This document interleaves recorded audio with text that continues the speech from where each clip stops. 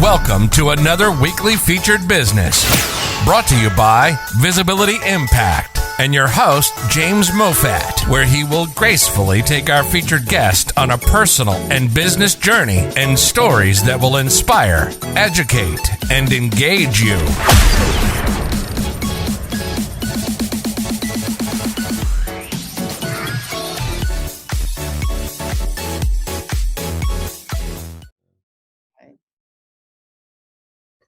Okay, so welcome to another edition of Featured Business, brought to you by Visibility Impact and your host, myself, James Moffat. Today we have our 94th guest, believe it or not. Yes, Stephanie, and we're going to learn all about her, and I'm going to attempt to pronounce her name once we get going. But as usual, we always kick this off with a song from Emily. Now, unfortunately, Emily can't make it today. So I do have a recording from her YouTube channel, and we're just going to play that.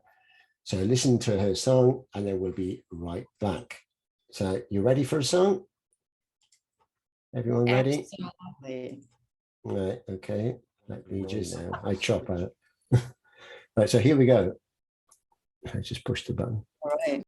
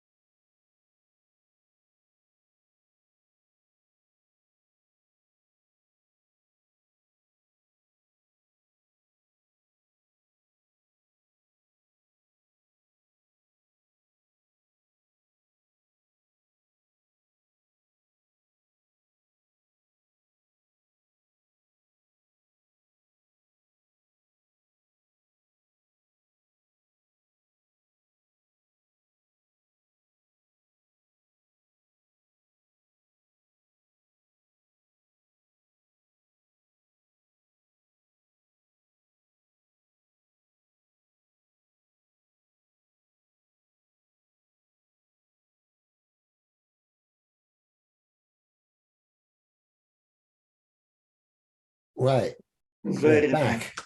Bravo, What a Emily. beautiful voice she has. Yeah, I mean, all her voices. Did you hear? I mean, she blends them all together and mixes it herself. Yeah, she has It's amazing. So well done, Emily. I know you can't be here, but I'll send you the recording afterwards. So, Stephanie, you are our 94th guest. Now, I don't want to embarrass myself and try and say your name. I know we've been practicing, but I'll get it wrong. So if you could just say both your name in English and also in Chinese. Okay. My name is Stephanie Hoi-Nga Wong. So in Cantonese is my native language. Oh, Cantonese. Yeah, Wong Hoi-Nga. So in Chinese, you put a last name or surname first. So it's Wong Hoi-Nga. So that is my Chinese name. Beautiful. Right. So the spotlight's going to be on you for the next hour or so. So we're going to take you down memory lane, back to your childhood, where you come from, and then we'll go through any memorable experiences on that journey, anything you want to share with us. I know you've got lots to share because I've read the notes beforehand, and there's some great stories to share, and particularly some very kind of emotional ones that I want you to share as well with us. So we're ready for that. Just before we get going, right, because I'm going to put the screen on you. So on the speaker. Yeah. Right. And yeah, because if more people join in, because this is kind of free flowing, then it's better to focus on the speaker rather than be distracted. Right. And as I said, this is all recorded. So anyone at home that's missed the live show, then they can catch up on the recording. And particularly for our guests, because you are the 94th, there's 93 others that will, I'm sure they'll be interested in seeing a copy of the recording. Right, so without further ado, right, Stephanie, where are you now, as in living, and where are you originally from? I now live in Southern California, Orange County. Oh, very nice. Yeah, so I was born in Hong Kong. Yes, so when it was still under British rule, I believe. Yes, yeah, I left Hong Kong when I was 17. That's because my parents were worried what's going to happen when China will take over Hong Kong in 97. So a couple of years before the handover, my parents sent me and my sister to the US to study. So we went to college in the US. That's right. So was that easy at the time? I mean, to leave the country, because you were Hong Kong. So I guess under British rule, you had a Hong Kong kind of British passport. So you weren't seen necessarily as a Chinese. I mean, traveling, was that easy at the time? Oh, it's very easy to travel. It's very easy to travel. Yeah, there's no problem at all. So do you also get the option now that Hong Kong is under Chinese rule to have a Chinese passport as well? We all have if you're born there, you have a permanent residency card. So that allows you to go back to Hong Kong. So I can go back to Hong Kong anytime. Okay. Now the quarantine is a bit tricky. Okay. So you left at 17. So are your parents still in Hong Kong? My mom's in the US, my dad's in Hong Kong, my brother and his wife and his family is in Hong Kong. And my sister's in France. So we're all over the place. All right. So you have two siblings, a brother and a sister. Okay. So I'm the middle. You're the middle one. Yeah. All right. So was it, I mean, going at 17, I mean, you and your sister went both to the US together, I guess. No, actually she went first and then I went a year after, and I didn't think that I would go. And it just one day my mom just like took me to the bathroom. Like in Hong Kong, we were actually living in a shoebox. It's very, very small, like 5 of us in an apartment. Maybe it's like 400 square foot apartment. So it's quite small. And so it's not a lot of privacy. So at that time, my mom was like, took me into the bathroom and said, do you want to go? And I don't want to go. It's just really weird because at that time when I wasn't born in a wealthy family, and I mean obviously we live in a small place, and so we never really traveled much at that time. We actually, by that time, I've only been out of the country once. That was in Japan. And then so the second time I traveled out of the country was when I was 17, went to the States. That's the first time in my life traveled to a Western country, and I spoke very little English at that time. And it was a cultural shock, actually. And you went to study, so you had a place in a university or something, and a place to some accommodation already planned. Yeah, because my sister's already there. So, James, I want to ask that, do you want me to keep, I'm sure you can cut it. Do you want me to keep going to tell the story, or do you want me, I can just give short answers and you can ask me questions, or do you want me to keep going about? Yeah, if you want to elaborate on something and you want to, then feel free. If you just want to kind of skip that so we can get to maybe something more. Oh no, whatever you want. I'm happy to talk about that because it's an interesting time. Yeah, I'm interested. I mean, I'm sure the audience are interested in how you ended up there, kind of what it felt like traveling. You're not the first guest that's actually said something that you've left their kind of their home country and traveled at such a young age. Even my wife did it. I mean, she did it probably similar age, and she left Brazil to go to Portugal on her own. And yeah, so it's quite a big move. And so luckily your sister went first, because then it kind of made it easier for you. Totally, yeah. It was really scary because I spoke very little English, and growing up in Hong Kong, everyone looked the same in terms of hair color, eye colors. It's all the same. So it's the first time I went to a Western country. Everyone had different hair colors. There's different races, different eye colors. It was mind-blowing. I remember sitting in the classroom with a lot of Americans, obviously, and I was like, oh, I don't belong here. It's like, we all look so different. I know growing up in Hong Kong, right, this is a British colony, and we lived in an area there was not a lot of British people there. So they're all around, but just to be in a country or in a classroom in an environment when everyone is who don't look like you is a very, very strange experience. I bet. So your sister went first. So how long was she there before you went? A year.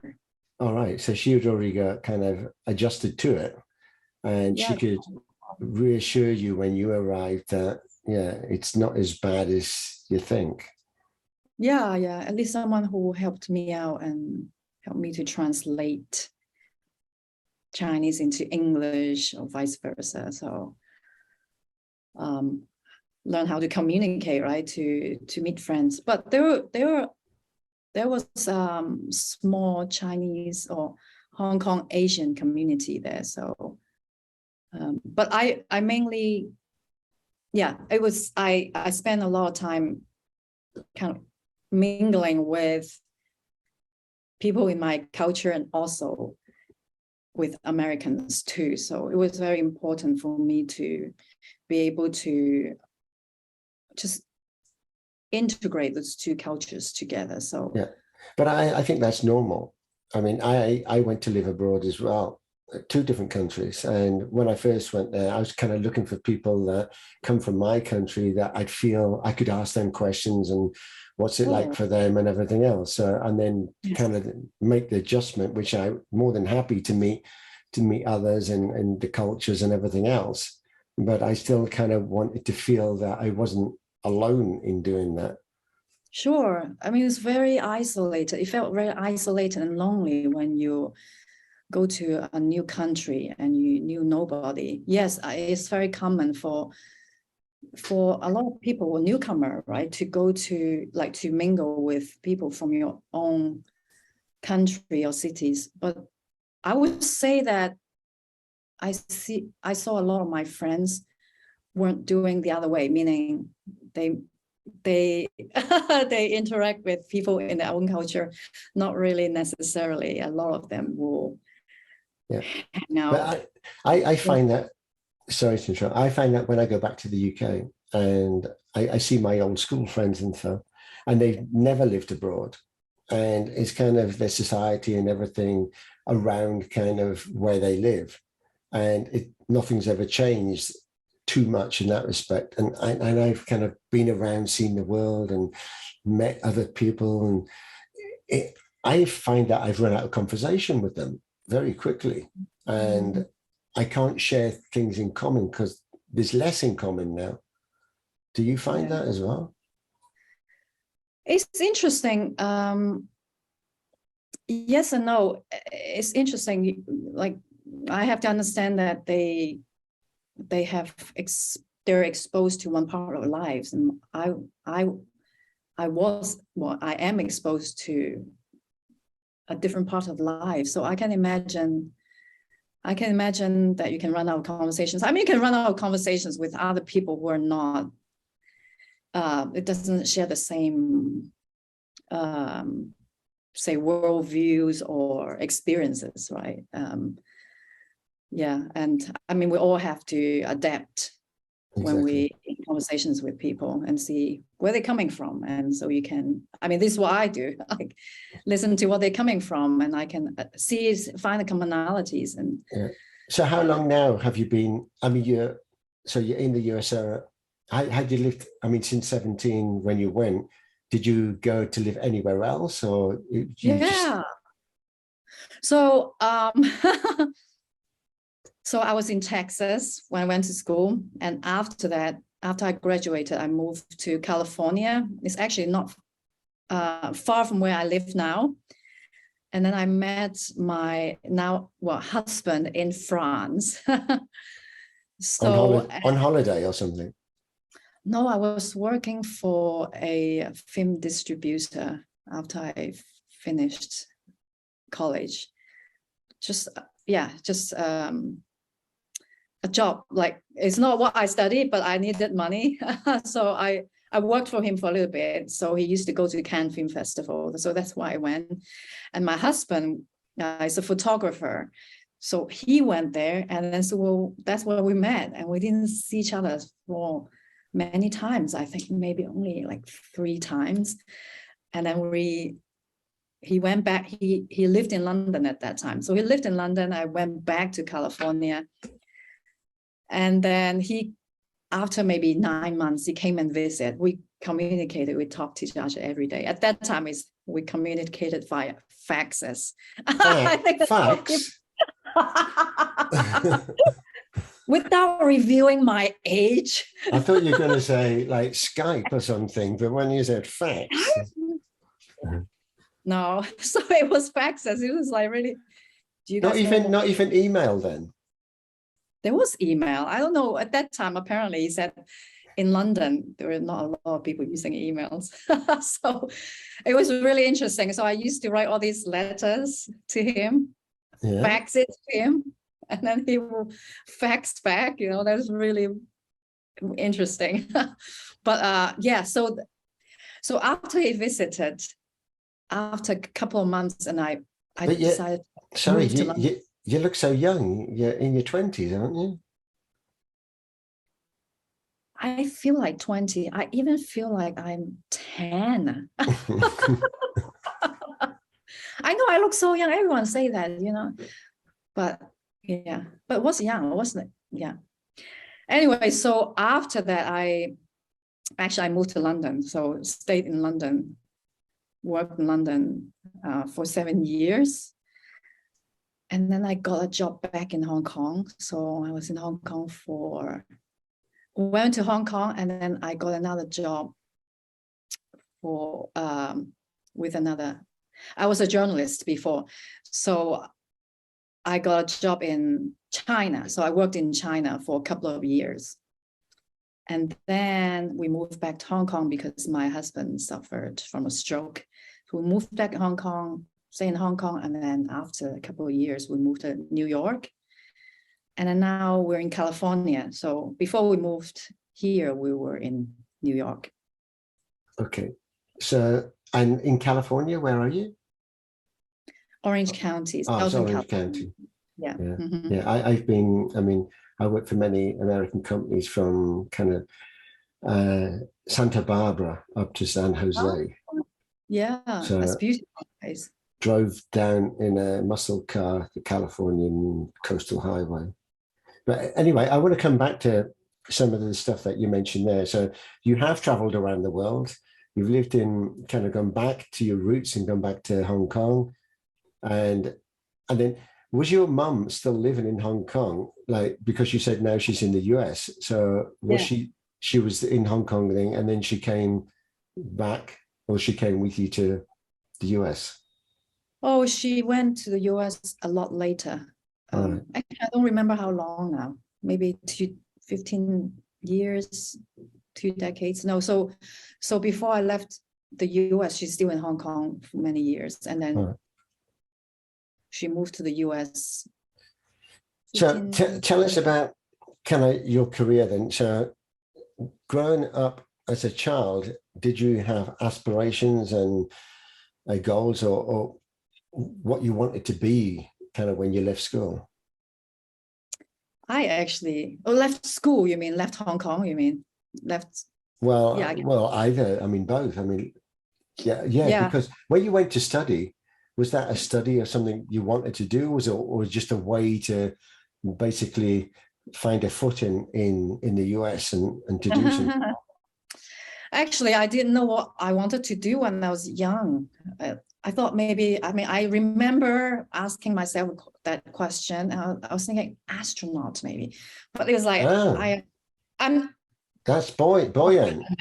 I'm not even a science person. It was just, I just remember, maybe it would be a good idea to be an astronaut, but I never put much we should thought. just bring, sorry to just bring buoyant in, because buoyant, that was what he wanted to do as a kid. Is that right? Buoyant, yes, I wanted to be an astronaut. So I was not really a kid when I was going. I was pretty adult, but I wanted to be an astronaut, and kind of I walked the way to my dream. So I reached really close to Cape Canaveral, maybe close to be arrested because I took a wrong way. So maybe it was where the space shuttle shifted to the place they ignite them to, but they stopped me. I had to go back. But, so you missed the rocket. You didn't go to the moon. Not yet, but it's coming. It's coming. Yes. I think it's coming also, but we'll save that topic. So anyway, you wanted to be. Why did you want to be an astronaut then? No, I actually don't even remember. You asked me what, I was like, I remember somehow. I thought astronaut, but it was never something that I really seriously thought about. Like I didn't even do anything about it. But yeah, no, I didn't know. So before I went to the US, and we have to pick a major, right? I don't even remember. I just remember I go, I'm just going to choose journalism because it sounded fun. And I knew I didn't want to sit in the office all the time, all day. I just wanted to go out and meet people. Mind you, I was a shy kid when I was young, so I have no idea why I chose that. I just remember thinking, oh, it might be a good idea to go, to just go out and about and meet people. And journalism sounds interesting. So little did I know what I was getting myself into, because studying in the US, that means I will have to have good English, and to study journalism, that means I have to know English pretty well, know how to write and speak. But it was such a challenge studying journalism. It was so difficult for me with English was my language. Yeah, when you study journalism, do you pick a certain field of journalism? Well, the course is all about, there is like PR, you learn, you learn how to do newspaper layout, and you learn about law, media law. Of course, you learn about how to write and report and stuff. So it's a very general course, but of course, there's broadcasting, right? But I just wanted to be a print journalist. So to write, so that's what I did, and then that was eventually that's my path, my career path. You worked for some big companies. Yeah, well, my big break came when I was in London, but the job is actually in Hong Kong. So it's for Agence France Presse, it's a French news agency. So that's why I moved from London to Hong Kong for that job as a Hong Kong correspondent. So I worked there for 4 years. And then after that, I just had this hunger to work in China. China is developing very quickly. Mm-hmm. If you're in Asia, you want to work in China, you want to be a reporter in China. So then I moved to Bloomberg, work for Bloomberg News. So that's how I moved to China, worked in Shanghai for a couple of years. So you mentioned journalism and learning English and everything to a higher level. So was the journalism there in English? Because you said you worked for a French newspaper. So I mean, so was that in English? Or? Everything's in English. Everything's English. By the time I worked for Agence France Presse, my English was a lot better, because before I moved to Hong Kong to work for them, I already worked for another news agency, financial agency. So, and by that time I was already 7 years. I've spent 7 years in London already. My English is getting a lot better.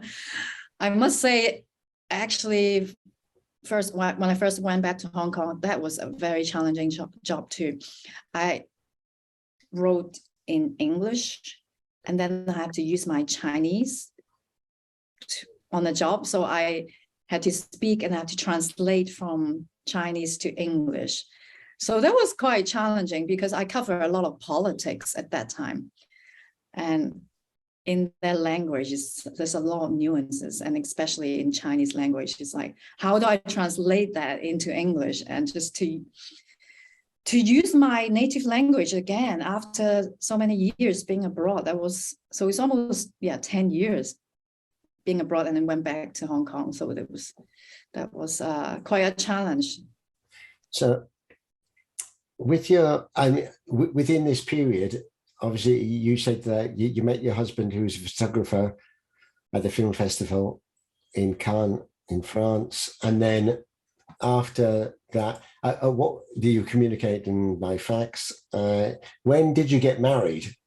And then did you go to live with him in London, or did he come to live with you first in the US? Or tell me about that. Oh no, actually, after I met him in Cannes, right, we didn't see each other for many times, and then he came visit 6-9 months later in California, stayed for maybe a week, and then a couple of months later, I decided to move to London. So that's it, and I stayed with him. And of course, you wonder, wow, it's almost like a lot of people who were thinking, why you hardly know this person? You just moved. Yes, I did. I did. I trusted my intuition. I knew that he's someone that I can trust. And at that time, I was like, what do I have to lose? I can always go back to Hong Kong if things don't work out. Mm-hmm. So, but he's British. He's Swiss German. He's Swiss German. So he's got a story to tell on moving from Switzerland to the UK then. Oh my God, yes. His story is actually very fascinating. But anyway, we'll have to have him as a guest next time. I'll talk to him. But yeah, but he was pretty much raised in England though. So he was in Epping. He was born in Epping and then he moved to London. So all right. He was born in Epping. He was born in Epping, Essex. All right. So he's not Swiss. Oh, it's a bit complicated. His mom's Swiss. It's a bit complicated. He's all right. We'll park that one for now. Right? Yeah. Okay. It's complicated. Yeah, I'm in Switzerland, and you mentioned he comes from Interlaken, which is like 1 hour away from Bern. So yeah, I guess I didn't really say he comes from that. He has family there. His mom, his relatives. So it's complicated. All right. Okay. All right. So let's kind of move on. So it depends on how you identify yourself too, really. Right. Okay. So do you speak any German then? Do I speak any German? Yeah. Me? You? No. It's so complicated. That language is so complicated. I speak English, so I speak English. It's really interesting. So when I first went to America in Texas, right? So I used to have a Texan accent. English is my second language. So I used to have a Texan accent. After I moved to London, I lived there for 7 years. And then I just picked up the British accent. But I can see that I have 3 accents mixed together. I get confused now, and it doesn't matter anymore. So do you wear a Texan hat when you're back in Texas? No, I haven't been back since. I haven't been back for a long time. Yeah, I've never been to Texas actually. So it's very interesting. But yeah, you need a big cowboy hat, don't you? Texan hat. You don't have to. Oh, okay. I just remember watching Dallas when I was a kid on TV. I know, yeah, you don't have to. I never wore a cowboy hat. Or does that show my age? Anyway, so let's move on. So you have a child together? Yes, yeah. So a son? Yes, yeah. He's 9.5 now. Ah, the same age as my elder son then. So he's my middle kid. So when was he born? My son was born in January. Was he born in January? Mine was born on New Year's Day. January 1st. All right. Well, mine was kind of mid-January. And mine is on July 13. So again, June 30th. My son, July 13 is born. July. I see. July, yes. All right. I see. Okay. So your son's still in bed, because I have woken you up very early in the morning where you are now. Yeah, he's doing bed, I'm sure. What time is it now? It's like 5:45 here in the morning. Normally I give my guests the option to do it at a time within their time zone. Otherwise, it's just this time. But since you agreed to this time, I didn't realize it was 4 o'clock in the morning. So I do apologize. I agree to it. Oh, no, I agree to it. I could have asked for it. So it's okay. Because anyway, his school just started yesterday. So it's all good. So because I need to go back, and then I'm going to go back and wake him up. Get him ready. Right. So hi, Paul. So Paul's in India. Right. So Paul's just joined as well. Right. Hey, Paul. Network connection is not always that good there. So you might see him, but you might not hear him. So okay. Paul, if you're there, you just say you can just introduce yourself. All right. Hey, we'll maybe he'll say something. Bad connection. But anyway, so you have a son, and you're back in the US in Orange County, right? Yeah. So tell me, where did you get married then? Where did you say where? Yeah, where? London. We got married in London. Oh, yeah. I lived in London. I lived in the Bow in the East End. Oh, I see. You know, you got Stephanie Green, Whitechapel, Mile End, Bow. That We way. actually lived most of our time in Hackney. Oh, yeah, that would be a We bit have a further. flat there, actually. Yeah, yeah. Yeah. Yeah. No, I lived in London for many years before I moved to the Netherlands after that. But anyway, so let's carry on the story. So I'm just reading the notes here, and you're quite a sporty person. You've done skydiving. Sporty. I wouldn't say sporty. Well, I mean, that's sporty. I wouldn't dare do it. Well, I never thought I'll do it, but it's just one day what happened was I read a Facebook post from a friend. Yeah. There's one day I felt really down. And somehow I was checking. I felt really down, and I was checking my phone on Facebook, and I saw my Facebook friend was asking people to join him on a skydiving trip. And suddenly when I read that post, and I was like, oh, and I just imagine like excitement, exhilaration, freedom. Then I go, wow, that's a good idea. Maybe I can join him. Now he lives out of state.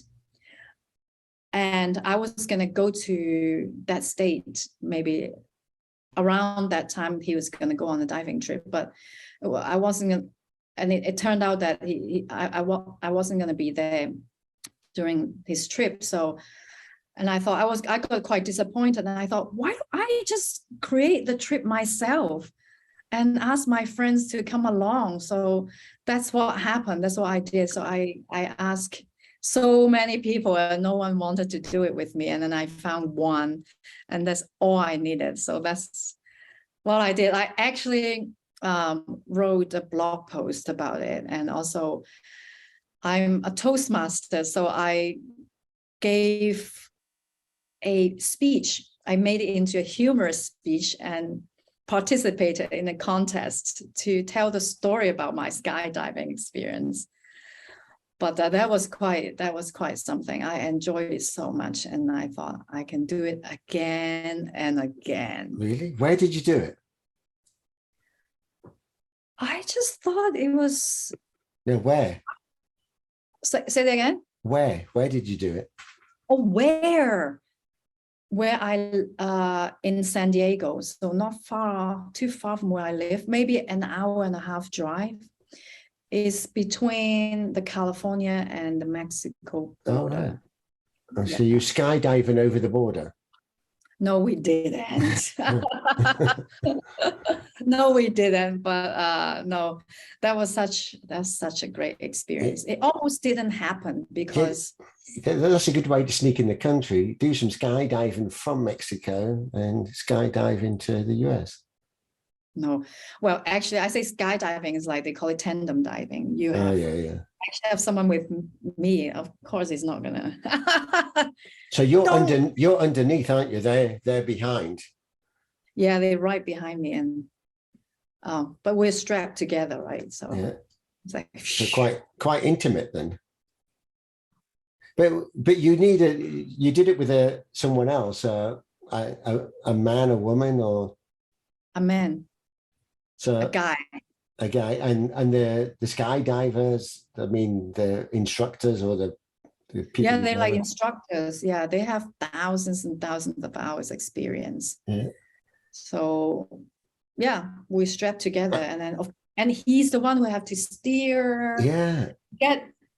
Get me out of the plane. It's like, no, let's go now. This is gonna be, and then you just drop into the sky.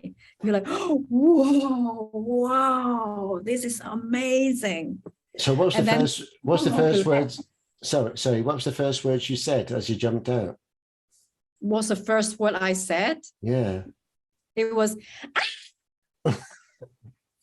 so I was talking about it in my speech. It was like, I didn't even know I was screaming until I felt my mouth was really dry. And I realized air was gushing into my mouth and 120 miles an hour. It's like, oh, I better close my mouth, except it's getting a little bit dry.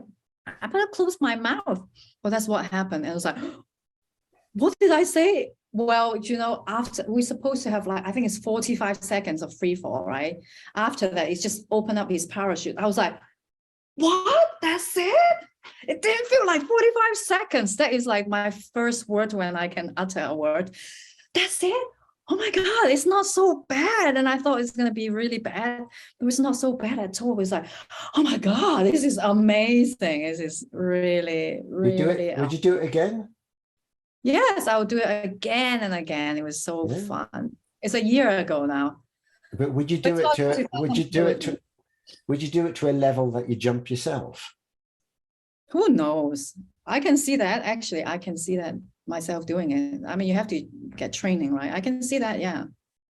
And I just really like being high up and just overlook everything. And I think it's just something about it. I just feel like I just love the expansiveness. So as this was a kind of a humorous story within Toastmasters, how did it go down with the audience? Did you win? I won first place. There were two. Wow. Place, and then the second one I was second place. So yeah, that was really fun. It was actually my second speech I ever gave in that Toastmaster group. And so it's a bit like skydiving. I had one speech there, and then the second time the speech I gave was for the contest. And it's a bit like skydiving because I thought, let me just sign up and do it. And that I realized helped me to learn so much about public speaking. And I grew so much just in that one experience. It's amazing. I know. I've done some, not Toastmastering, but I've done lots of public speaking. And I tell you, after you've got kind of the first one out of the way, you get that buzz for wanting to do more. And you don't fear you just don't care anymore. Well, I haven't got to that stage yet. I hope I will. But the first time, my first speech, I was like, oh, shaky. I was like, oh. It was just about myself. I was like, oh, it's only on Zoom. But it was so scary. But after I did the contest and I did the same speech and again, and I built up my confidence, and now I enjoy it. And I just didn't know how far you can go, right? Until you try. But I know at school you can kind of do drama class and whatever, but I think this is important to be able to do it, because people do fear things, and fear can be kind of that trapped emotion that you never ever get rid of, and you never either accept it or get over it. And I think public speaking definitely helps, but you have to learn how to do it. You can't just like get on stage and start talking. Well, maybe some people can, but normally you have to learn the art. Yeah, I didn't realize there's so much involved when you're giving a public speech or giving a speech. It's like hand gestures, facial expression, movement of your body, and the structure of a speech. And even like with a humorous speech contest, there's a way of telling jokes. And it was so much to learn, and it's so fun. And at the end of the day, I feel like it was, to me, I don't know what is for everyone, it's all about allowing yourself to express yourself. And what I've been seeing is people is like trying to put themselves in the box. It's not like they want to, or maybe they're not even aware of it. They put, I guess if you're nervous, right, you kind of just don't want to move too much, and you just like, I don't know, you don't want to be judged, or you don't want to look silly, but it's like actually just if you just allow yourself to move your arms and fully to move your body like that is actually at first it's more engaging and you feel good about it. And that's when you can access that kind of freedom. You actually have within yourself. You just need to give yourself permission to do it. Yeah, I found once, I dressed up in because I'm originally from Scotland, so I dressed up in the kilt and I painted half my face blue and white, like I looked like Braveheart actually. And when I did it, I did it in 3 different songs as well. And I changed the lyrics, but kept the tune. And to me, it was the best thing I ever did. I'm not going to tell the story now. We can tell it another day. But it definitely kind of broke the ice, as in, for me personally, I was doing it for me, not necessarily the audience. If the audience loved it, then that's great. If they didn't like it, that didn't bother me. I did it because I needed to do it. And I know what you mean about the expressions and kind of getting something off your chest. And once I'd done that, then I didn't care anymore about if it was a disaster or whatever. It didn't bother me. It is so important that we every day we walk around, and there's so much I realize it in myself and in other people. There's so much we try to contain ourselves, we try to control ourselves, we put ourselves in a box. Sometimes it's almost like we try to lock ourselves up, like, who are we? Who are we? We're not letting ourselves to just let go or just express yourself.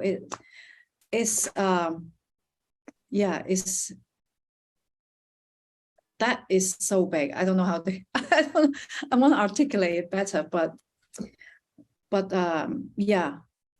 we control ourselves, contain ourselves, we put ourselves in the box, and we are not free. We are not free, and it's I can see why. And like, if you think about it, since we're born, and since you're a child, you've probably always been told that don't do this, don't do that, do this, do that, and then you just take all this on, and now you're like, oh yeah, I shouldn't talk. Oh, now I'm at work, I shouldn't talk in front of my boss this way, and I shouldn't express myself this way. And that is like constant training throughout our lives. And we unconsciously, again, put ourselves in a box, and we're to a point that we're like, oh, there are things in our mind, the way we want to move, we don't. We ask, is this the right thing? Is it right or wrong? And you worry about being judged. I can go on and on about it, but I just find like we are not free because we don't let ourselves be, and we absorb all the ideas from different people. Like in my business, coaching business, I always help people to really even get to understand themselves. Like, what are you thinking? What do you think about? And where do these thoughts come from? And there's so much, like, we have perceptions, right? We have all these beliefs, and if you dig deeper, you ask yourself, where does that come from? But most of the time, we don't even ask these questions. A lot of the time, it's about, we absorb all these ideas from upbringing, like from our parents. It's because we spend a lot of time with them, and who else? Like our teachers, people who around us, right? Maybe relatives, and then when you grow up, it can be friends, right? And then when you grow up, it can be when you start working. It's the workplace, is your managers, is your work colleagues, is everywhere, from media. You absorb all this idea, and then we treat them as truth, and these ideas are unchallenged, and then you think this is this is what the world is about, but not necessarily so. And then for some people, it's like, who are they really? They don't really know. So for some people, they're growing up being told, this is how life is supposed to be. This is how you're supposed to act. And this is what you're supposed to study. This, if you study this and then you get this job, and constantly ideas being presented to us.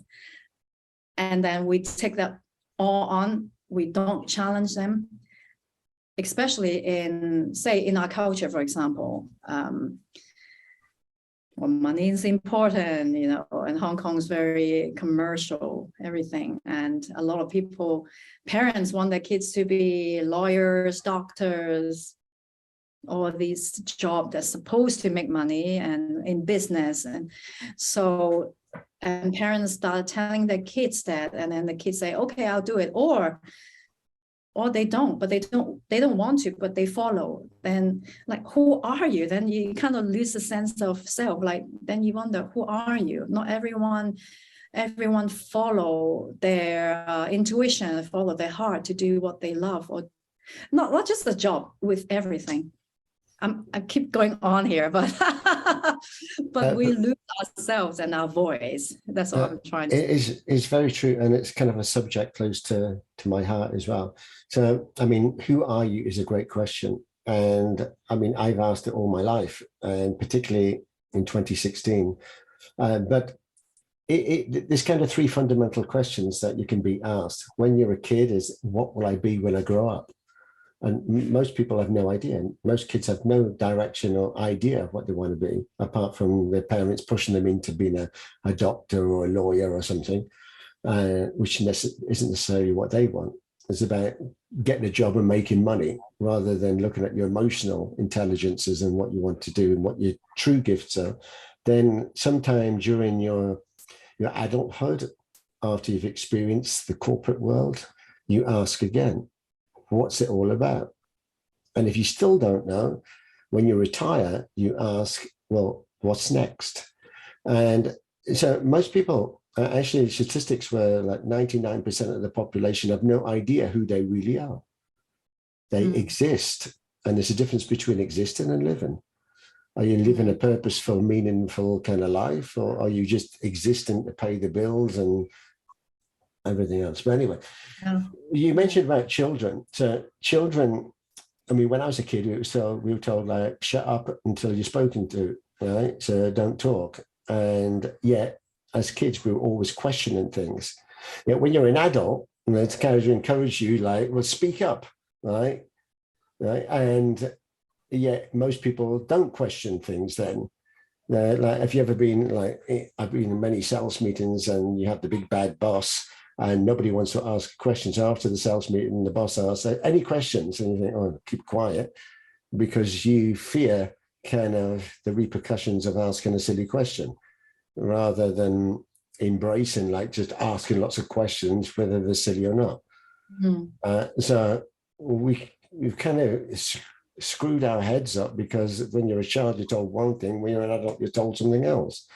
Most adults actually don't question or ask. They just do what they're told. But anyway,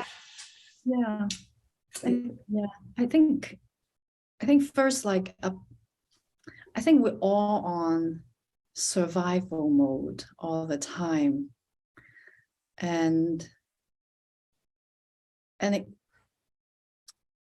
parents don't always have the tools or the self-awareness or self-understanding about themselves. And if you think about it, the last generation is very different from this generation. Right? They've been through wars, and in our culture, famine, wars, right? So they just try to make ends meet. They're in survival mode all the time. They didn't have all the tools. Like my mom moved from China to Hong Kong when she was 8. She just got put on a bus, smuggled into Hong Kong at that time, because there's famine going on, there's no food. So she growing up not knowing what to do. I'm sure there's a challenging about how to be a parent even. So I think a lot of us in a survival mode, and if the parents have self-awareness and self-understanding, they know how to nurture a kid, how to create a safe environment for the kids to speak up and to nurture them, to teach them on how to find a job that they love, and talk to them about, like ask questions like, what matters most to you? I mean, when you talk about who you are, is almost like, what matters to you? What are your values? I think a majority of the parents, I wouldn't say most, they don't necessarily have that tool, have that self-awareness and understanding. So that's why I'm so passionate about helping parents to get to know themselves, they know themselves, and learn how to, almost use self-compassion, know yourself and develop self-compassion, and to regulate, help to learn to regulate your own emotions so you can co-regulate with your child. All these are very important tools. Yeah, absolutely. I actually read on LinkedIn one of your posts that you put out about your son the other day. So let's kind of fast forward this a little bit because we're kind of running out of time. I don't want to keep you all morning because you need to get on. So let's just move to kind of what you're doing now. So what sort of business are you doing now? Why did you give up kind of the journalism? And was there a turning point that triggered that? Oh my God, that's a long story. Basically, when I keep it short. Basically, when I was in China, in Shanghai, I was very ambitious journalist, and I was ready to move to Beijing. I was going to be relocated to Beijing. Before our move, my husband and I travel in the remote part of China, and that's where he suffered from a stroke. So that's pretty much changed our lives. A very traumatic time for us, because we were thousands of miles away from anyone we knew. So I had to, basically, I took him to 2 different hospitals. I just tried to find the best hospitals that we can find. And by the time I found out he had a stroke, it was hours later. It was like 6-7 hours later. Wow. He wanted to get to the hospital within 4 hours after he had a stroke. So it was really close to the edge. So probably the worst time to have one, you're in the middle of nowhere. In the middle of nowhere, yeah. And the medical situation was not great there. So anyway, Bloomberg, my employer, was very... Sorry, was this his first stroke that he ever had? He has only one so far. Fingers crossed. So you have no idea what triggered it then? No, it was never really clear. It was never really clear why. But has he recovered from this now? Yeah, he recovered all of his mobility, but he had major injuries when he was young. So that somehow affected his recovery in terms of walking. It's hard for him to walk. It hurts. What now? Yeah, it still hurts. But he regained all his mobility.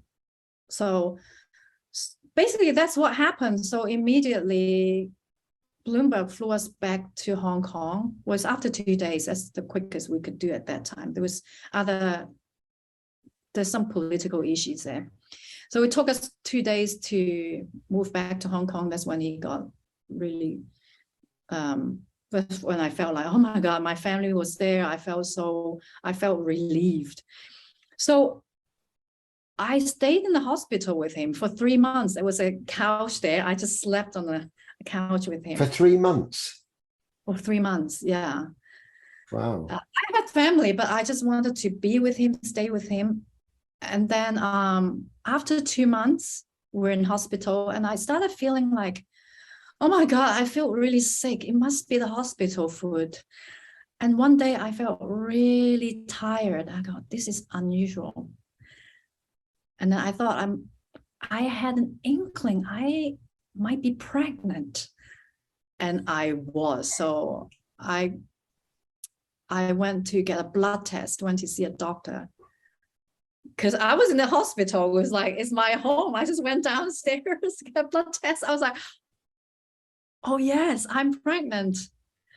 And then I went to get an ultrasound, and the baby I was 3 months pregnant. 3 months pregnant. I know. And all the symptoms that I had, I thought it was stress because of my husband's stroke. So I just like, oh yeah, everything's fine. So this was kind of like 10 years ago then? That was 10 years ago. Yeah. So, and the ultrasound image of my son was like, by the time I found out, I was like, first image was like, oh my God, he has a head already.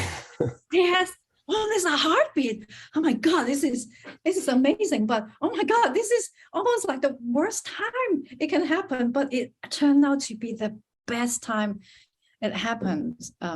He came in the darkest time of our lives, and he's a blessing. So, but knowing that, I was like, okay, I think I better move everything from Shanghai to Hong Kong quickly. So that's what I did. I was 3 months pregnant, went back to Shanghai, moved everything back to Hong Kong. And then eventually I went back to work, and it was the most challenging time in my professional life in journalism.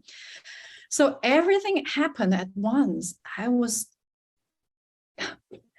thought I'm going to make the story short, but I'm just going to speed up a little bit. So I was suffering a lot of just emotionally. It was really draining. Everything was happening at the same time. It was very challenging for me emotionally, physically, and mentally. So I had to do various things to heal myself. So I suffered from fatigue. I still have a lot of hope, but I just very tired, and energy was draining. It was just really hard for me. So I did different things to heal myself emotionally, mentally, and physically. Started seeing therapists. So it took a while, and then eventually I took on more stuff at work. And it was something I was a manager, and I also was an editor, and I wanted to be ultimately I wanted to be in the front line, being a reporter. Being a reporter again actually gave me so much energy. But after a while, I thought, okay, we want to move to the US, and then the company moved us to New York, and that's what happened. And in New York, I started feeling like, falling out of love with my job. And it's a very, very stressful job. It was very competitive, fast-paced. So I started looking to do something else. I was like, at that time, I was like almost 20 years in journalism. What can I do? And so that was the real first discovery. So I learned about myself, and then eventually I did yoga teacher training, energy healing, and I did life coaching training, and that was most transformative for me, the experience. It changed me, and I didn't realize it sounds now it's so obvious, like being with someone, help someone. And I realized by giving simultaneously, I get something back at the same time. That was like, wow. And I loved it. And that's how I decided to be a coach. And in terms of helping parents, it was really something that changed around COVID time, when I felt really triggered by so many things. And I realized I was not calm. All the time I tried to cultivate like calmness and inner peace within myself, and the COVID just got so many parts of me got triggered to a point that I would get really angry, yell at my son, and then I saw how that affected him, and that was one of the wake-up calls. And I was like, okay, this is not good. And this is when I realized I want to be a better parent And I want to help other people to become better parents in terms of helping them to know where the triggers are coming from. And it's not really them. Like kids are pure. They're just perfect as they are. It's just me. What pain do I suffer? What do I suffer? Why am I thinking this way, reacting this way? And that's really the beginning of my journey on like being a coach, really focusing on helping parents, because we want the most powerful parenting is being a role model. Then how do you become a role model? Then you really need to know about who you are, learn about yourself, where your triggers come from, what makes you happy. It's not just about the pain and the sufferings, like what makes you happy also. So that's why I'm a holistic coach. When someone has a problem, I look at all aspects of their lives. It's not just one aspect. It's like, okay, a lot of the times how we think is affected by, like I said, our past experiences, how we see the world, our perceptions, and our beliefs, and all of this, and that creates who we are today, how we see things. So it's so important to be a role model for your children, is to know who you are, to give yourself what you need also. So I help people to really understand where they're coming from, what thoughts they have, and really also to get in touch with the body. So we're talking about mindfulness. Self-awareness is about your mind and the body, and bodily sensations, get to understand your body. So that's what I really do, and help people to release stress also. Yeah. Excellent. That's a long story for you. No, but it's a great story. I could dig deeper into that. So how long have you now been doing this coaching business for yourself? 3 years. Yeah. Sorry. What was that? 3 years. 3 years. Okay. And do you primarily work like with parents? Is it individuals? Is it groups? How do you do it? So parents, I do a lot of one-on-ones. Before parents, I actually also work with non-parents. It's funny, you think, I'm really passionate about parents, but people can see me, like the same skills can be applied in different fields, different people. Basically, I work with adults, so all of these work with adults, and I'm really passionate working with parents, because what they do affects the kids, and I want to help parents to be better parents, so kids can have better, raised in better, safer, more supportive environment. And this is how I see we can change the world, if they know how to regulate their own emotions. When I work with parents, I help them regulate their own emotions, then they can teach them to the kids, and the kids can learn to know who I am and how to regulate my own emotions. How can I build better relationships with other people, and how can you be more? One of the things I do is like help parents to have self-compassion. When they have self-compassion, they can teach their kids, and compassion is a big piece. And that's one of the things that I can see that it can help the world to be a more loving, compassionate place in the world. That's one of the main elements for me. Is consciousness. Be conscious with your thoughts and your body, feelings, emotions. Connectedness. Connect with yourself. Like carve out time for yourself to connect with yourself. And then you learn to connect emotionally with your child.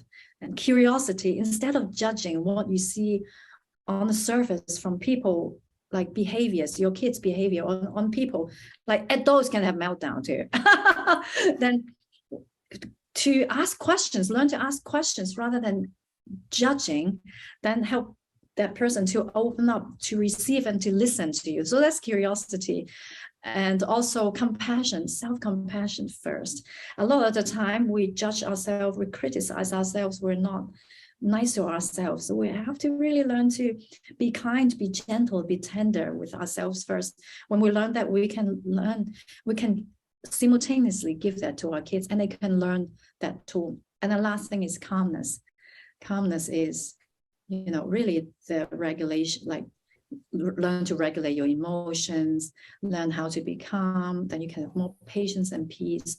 When you have that, you give that calm energy to your child, and then the child can give it and share with other people, and you can share with other people too. It is so important. I love it. I love your 5 C's. 5 C's. I say that because, I mean, a lot of the time, particularly when you see your kids coming back from school or whatever, and they're either crying and they say like some story. So they're telling you a story, and sometimes it's a natural instinct to side with your child. You don't want to hear the other side of the story. And yeah, I always like to sort of say that there's 2 sides to a coin. I want to hear the other side. And then you find out that it was not actually the story, that's not the true account of the story. So somewhere in the middle is the truth, but you have to hear both sides. And more often than not, people don't want to hear the other side. So they rush in and make a diagnosis of it, and they full steam ahead with one side. I say, hang on a minute, what about the other side? No, I'm not interested in that. I said, but at least hear it, but they don't want to hear it, right? And so, but you're right. Before you can help, there's the kind of the old saying: before you can help others, you have to help yourself. It's like when you're on a plane, put your own oxygen mask on first, and once you're breathing okay, you can help others. But we tend not to do that. We rush straight in, and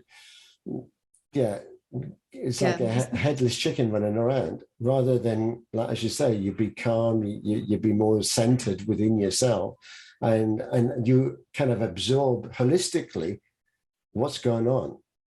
And then once you kind of dealt with it yourself, then it's easier than to come up with an idea, a solution, a way forward, or an understanding. You might not always have the right answers, but at least you're doing it in a more logical way. Yeah. I think a lot of the time is like our brain knows it's the right thing to do, but you don't necessarily want to do it. You don't necessarily want to do it for various reasons. So then you have to ask yourself why. So when you're talking about what do, I do one-on-one coaching, and I also do group program for parents. And also, actually, there's one coming up this Saturday, US time, Pacific time, 9 to 11. I'm going to give a talk about stress and burnout, because I suffered from a lot of that. And one of the things I was going to talk about is about stress. Say, how do you deal with the stress? Sometimes it's about just knowing your thoughts, like what is really triggering to you. To know that, then you know how to give it to yourself.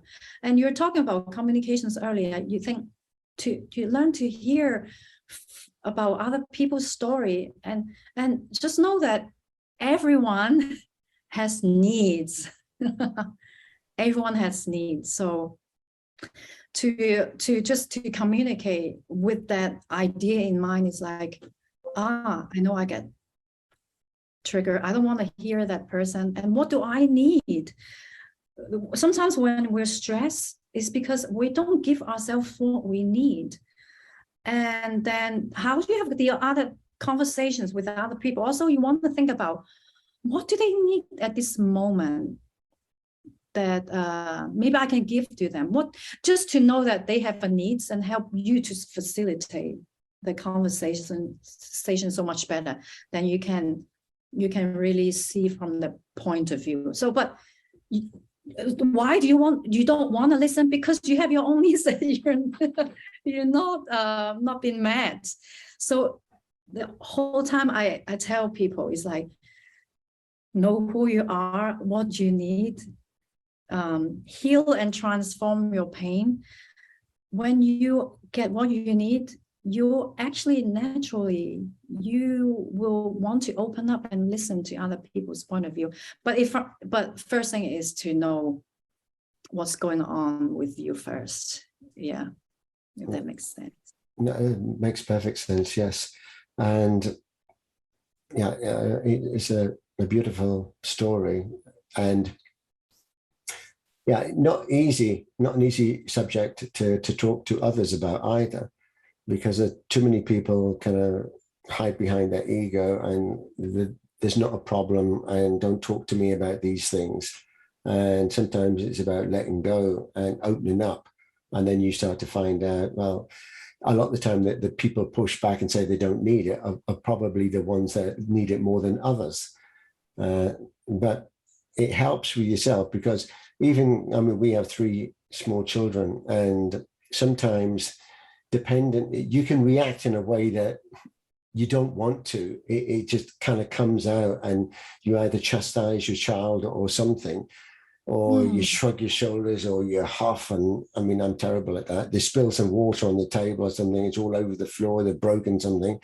And it's too easy to act negatively than to kind of look at, oh, it's an accident, or maybe I'm making the situation worse by my reactions. Rather than calming it down, I've exploded it.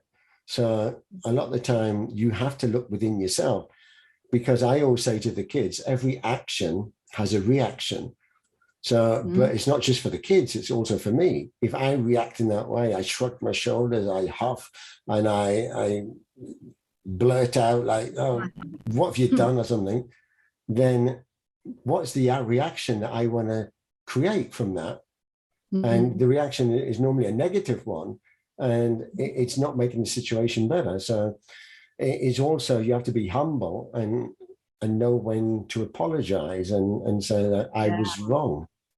Yeah, that is so big. You do want to apologize. By apologizing, you can teach the kids to know, I mean, apologize, but be transparent.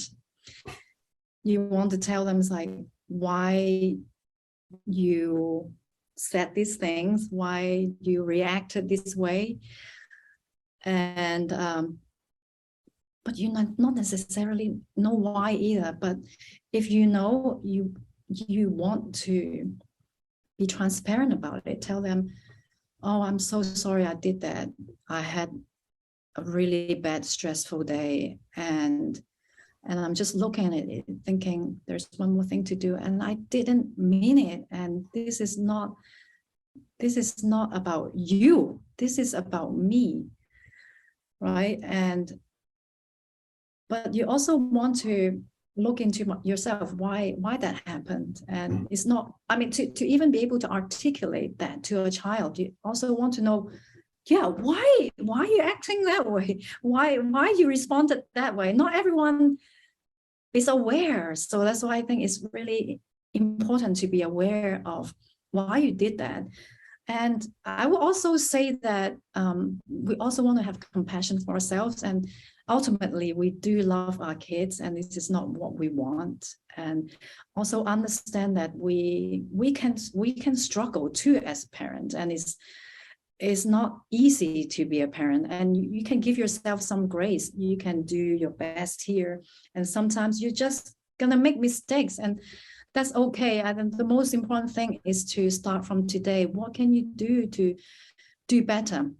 And another thing that I share with parents is to learn about your own body in terms of stress response. Sometimes, like I said, intellectually, it's not good to yell at your kids, but then how do you stop that before you even get there? So then is when self-awareness or mindfulness come in, get in touch with your body. It's a practice. Know the sensations that's coming up. Oh my God, my blood is boiling. I just feeling like I'm gonna do something. Then how do you take a pause at this moment before you react? And know that your body, where we have this nervous system, we have a stress response, and our body is very smart. They constantly help us to cope. And in a situation, like you said, when your kids spill a drink and you're like immediately like, oh my God, depends on what happened that day. You have a stressful day, and then your body will just like, feels like, okay, that is triggering for me, but the body just immediately will hijack your mind and just react. It's just the nervous system, like the body is responding to a situation that's considered, sometimes it's unsafe, not necessarily in that moment, unsafe for us, and it's a protection for us. Sometimes we just can't, we're just not able to control. But that's why to practice, like knowing your thoughts, where it's coming from, and knowing why that action, why that spilling a drink, or why the child's tantrum is triggering for you. That can be many reasons for different people, right? And to know that, and to know your body, knowing, oh my God, my body's reacting. And then how do I just like, take the pause before you react? That takes practice. Yeah. No, exactly. And then sometimes not letting things out and bottling them up. I mean, either as a parent or a child. I mean, I saw a good video, and it was a kind of a professor and some kids in the classroom, and he had a glass of water, and it was a full glass of water. And he said, can anybody hold this glass of water? And they said, yeah, it's easy. So they held the water, and he said, right, now you're going to hold it like for 5 minutes. Yeah, not so bad. And then now hold it for an hour. Now, no, you can't. You're like holding like on here, like to hold it up, and you say, look, that's what it's like holding on to something inside. If you don't let it go and get it out, the weight of that's bearing on your mind and your physical body is causing you more damage than if you to get rid of it at the beginning. But it's easier said than done. A lot of people bottle things up, and as adults as well, we don't want to show emotion. So we put on the smiley face and we carry on regardless kind of thing. And we don't get rid of these problems. But as a journalist, right, you do bedtime storytelling with your son. Oh my God, that's how we got connected, because of bedtime routine, I think. Yeah, I don't do so much anymore. I have him read. He's at an age that I encourage him to read more. I read to him once in a while, but we don't read so much. And it would be a good routine to have. Yeah, I say that because I'm a storyteller, and I like people's stories. And I have this book here, The Marvelous Adventures of Tom Doodoo Going to the Moon. So this was our very, very first storybook that we created together, and it's audio recorded, and it's absolutely magical. I tell you, we've got like 400 audio recordings of all the kids' bedtime stories, and the memorabilia of that, and then to create a book like that from it. It will last a lifetime. So if you're not doing it already, I encourage every parent to do that. And you talk about bonding. This has created an inseparable bond now with my children because of the bedtime storytelling. It's my moment really with the kids to connect on a imagination, creativity kind of magical, special way. And just let our imaginations flow. That is something that is missing. And when you gain that, it's a beautiful connection that you have with your kids. That sounds beautiful. Come clarify a little bit. When you say you recorded 400, so how are you saying you get them to record it? Or? Yeah. So on your mobile phone, you've got kind of an audio. It's like an old, if you remember, if you're old enough, it's like an old cassette player. I mean, you got a cassette, right? And I think it's just called audio recording or audio or something like that. It's just an app, right? Yeah. There's many different ones you can pick from, but just do that. And then when you say to the kids, right, it's bedtime storytelling, and I just switch it on. start recording. You get them to record it. You get them to... I record. So it started off with basically me telling the story and making up the characters, but it got to a point that they started to inject in talk about it. And then we started to formulate it in a way there's a start, middle, and an end, and then they bring in their characters, and then they even participate, and they say, I'm going to tell this bit of the story, so that their imagination go. And I tell you, when they ask, like, if I can't read a story at bedtime for them, they say, Daddy, can I listen to a recording? And you can hear them laughing in the other room. I mean, oh my God, that's such a great idea, actually. Such a great idea. It's so good. But for people that feel, particularly men, that don't feel that they're connected with their kids, like rather, I'm having a hard day at work, I'm going to like have my dinner and drink a beer and watch a movie on TV. Kids go to bed kind of thing. But I decided that if I'm struggling to get them to go to bed and they don't want to go to bed, if I read them a story and it lasts 15 minutes or so, then I can go and watch a movie and drink a beer. But I found that once I started, that 15 minutes in some cases became an hour. I loved it as much as they did, and I could not get enough of it, right? And it became that they wanted to go to bed because they wanted the stories. That's a great idea, to get them to go to bed. I've written a whole program about how to do it with kids. I mean, we should team up, right, and see what we can do. Yeah. But anyway, this is about you, not about me, but I just saw kind of the connection there, right? We're kind of going to close in a minute. So I just want to bring Paul. Paul, you have a question. I'm just going to bring you in. Sorry, we don't hear. Again, I don't know. Is the voice audible now? A little bit better. Try again. The voice audible now? A little bit. Okay. I should have put my mic. Don't move. We had you for a minute. Yeah. Right. Well, have you got any questions, like, to the general audience and also anyone here? Stephanie. Oh, do I have a question? Yeah, any questions to the audience as well? Let's see if we can hear Paul. Is audible? Better. Yeah, okay. So see, I never knew James was into making stories. That book which you made, that's a good one. Like, because before I was working as a mentalist. I had been doing those shows. So, the best way to change a person's mind is using stories. So there's some person called Milton Erickson. So what he will do is, suppose someone is having some disease. So all you have to do is, he will tell you some stories and your disease is changed. So that's the beauty of stories. So that was something. And because, see, you are trying to relieve people's stress. So this guy, what he will do is, he's dead, but he's one of the world's best hypnotists. So what you will do is, so you will go to him and he will tell you some 2-3 stories. And that's it. And your disease is gone.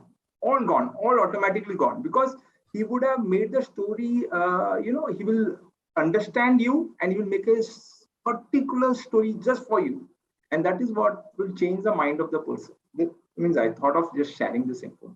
Oh, that's interesting. Can you put that in the chat? You mean that person who? Yeah. Yeah, that's interesting. But you can cure a lot of problems with not just storytelling. I call it interactive storytelling, because it's got to be bi-directional. I mean, it's like if you're doing coaching, you don't just tell them all the things they are about something and without asking them any questions. So it's got to be interactive. It's got to be bi-directional. It's like going to the doctor and then you're sitting down, the doctor's writing a prescription, but you've never spoken. He's never asked you a question. Well, what's wrong? Why did you come? Right. So it's got to be that two-way communication. Yeah, because every questions you get the person to think about. Because just a question. to digress a bit, when you did kind of Toastmastering and public speaking, did you learn NLP as well? NLP? Yeah, neuro linguistic programming. No. Why? How is that related? It's related in the way that when you're public speaking or doing any sort of speaking, if you want to ask the audience questions, you can ask them, I mean, just in the simplistic terms of NLP, because it can go quite deep, but just on that very, very high level, you can ask open questions and closed questions. Like an open question would be, did you like the show? Did you like the show tonight? And then people say, yes, no, shrug the shoulders or whatever. Right. Now you can ask them, what did they like about it? It's an open question. You can't just shrug your shoulders. You've got to answer the question.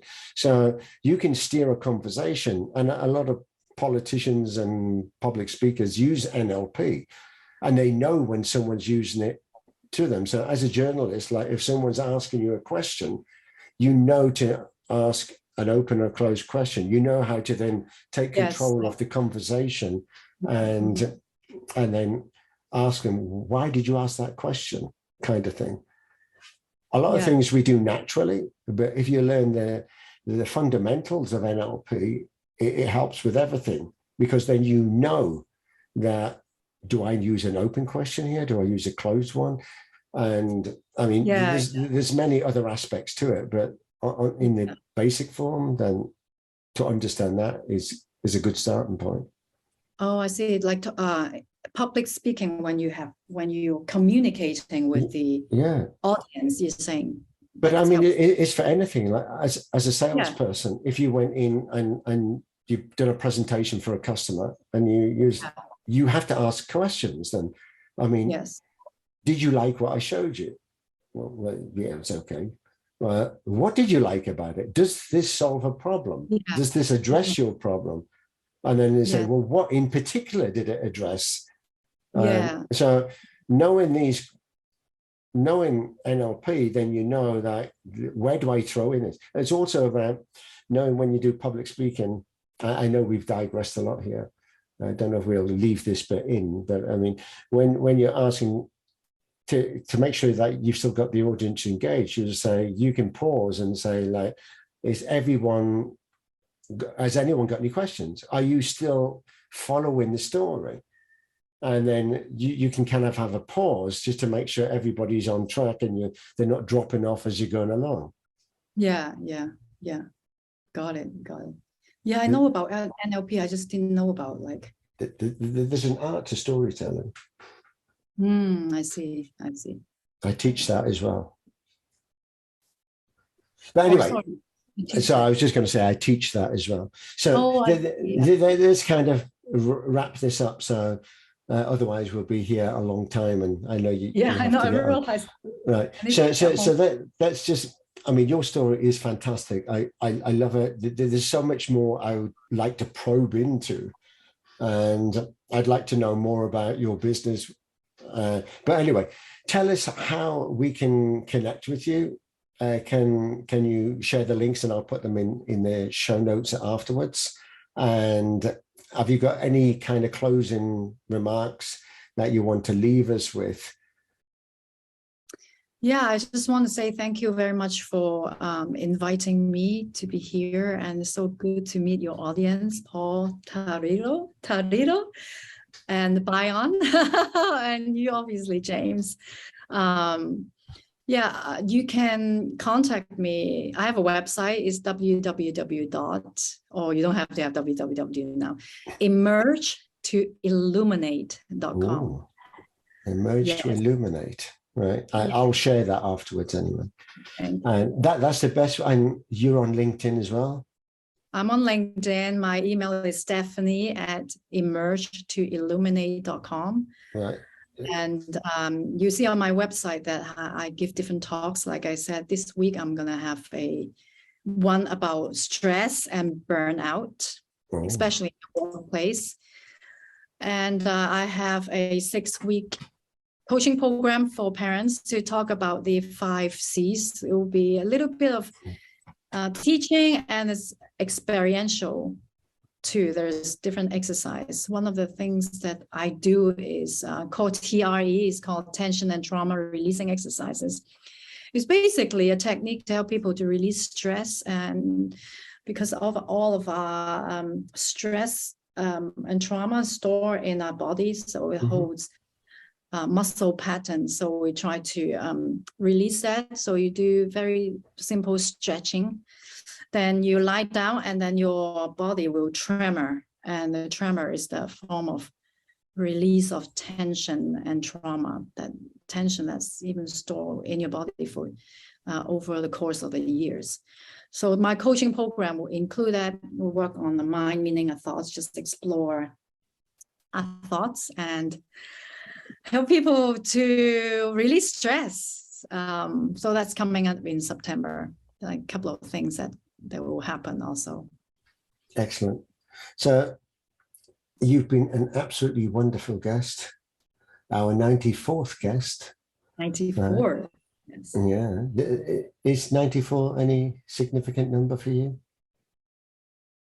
Actually, no. 4 is actually not a lucky number in Chinese, but, but it's, I don't really think of these things much now. But 9 is actually a very good number in Chinese. So, but 94 is 94. Everything is just perfect. Every moment of our lives is perfect. Sometimes it's like you weren't born in 1994. No, I was not born in 94. I only asked because I know what you're trying to get at. Yeah, no, I only asked because there's been a lot of guests that say, "Oh," I said, "You're my 27th guest," or something like that, and they say, "Oh, that's my lucky number," or whatever it may be. And so I always ask if the number is significant or not. I'm also into kind of I can't even say the word, with numbers, right? And yeah, and I actually dream about some numbers sometimes, then I have to look up what's the meaning of the number. And then ironically, I then see it every day on car number plates, on shop windows, in the menu, on a post box, and I think, oh, my number is following me now. But anyway, that's a great story, but I'll save for another day. So you have been absolutely wonderful, 94th guest. I love your story. I want to obviously keep in touch and find out how your business goes, how things develop also at home with your son, your husband, and so on. And yeah, keep in touch, join our group so you can catch up with the other guests that have been before, and also ones that haven't yet been a guest that I'm trying to persuade at the moment. And as I said, I'll share this recording, and then feel free that you can do as you wish with it. You can share it, keep it for memorabilia. Yeah, I'll share for sure. And I mean, to me, it's a great way to know someone behind just the business. If you just said you're a coach, it's so what? But no, I know there's many people who are coaches also. I think, to me, the best coaches are people that are basically been a coach because of a personal challenge, which has caused that kind of pivot point in their life. And from their own experience, they want to help others. And I think coach, as the name coach, is not necessarily the right word. It's more of a guide. I'm guiding you based on kind of my experiences and what I've learned that I can share with others. And definitely. Yeah. I mean, you have shared a lot. Actually, on the journalism side, what were you particularly focused on? I mean, on the journalism, what type of subjects? Oh, I did different things. Mainly, I covered the consumer beat. So that can be, when I was in China, we covered drink makers, food makers, retail, like clothes, fashion, oh God, there's so many. There's so many. There's so many. Everything's like everything for consumers, but there's so many food, drinks, and then are there any cars also.